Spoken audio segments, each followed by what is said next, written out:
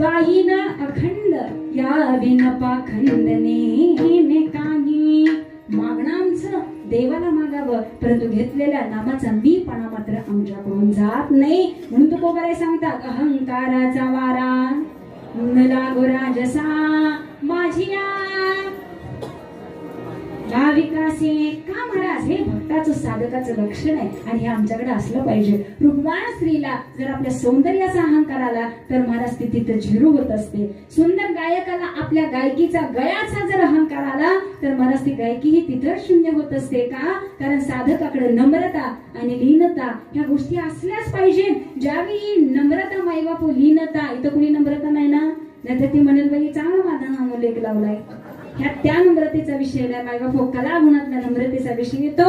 लीनता असेल, नम्रता असेल तर मायबापू सर्व विद्या आणि कला आम्हाला शोभून दिसतात. म्हणून पुन्हा पुन्हा सांगावं असं वाटतं, आमच्याकडे लीनता असेल, नम्रता असेल तर महाराज ही भक्ती सुद्धा आम्हाला साथ देत असते. विचार करा ना. आणि भक्ती टोकाला पोहोचवायची असेल तर आम्हाला भक्तीबद्दल प्रेम उत्पन्न होणं अत्यंत गरजेचं आहे. पुन्हा महाराज शेवटची एक गोष्ट सांगून जाते, परमार्थ करायचा असेल तरीही प्रेम गरजेचं आहे. आणि महाराज सुंदर जीवन जगायचं असलं तरी सुद्धा एक शुद्ध भावाने प्रेमच गरजेचं आहे. विठ्ठल विठ्ठल विठ्ठल.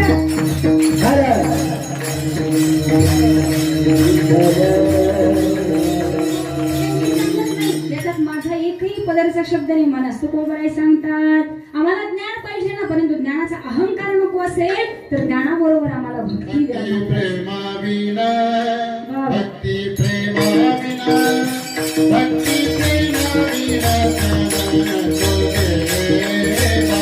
भक्ती प्रेमाविना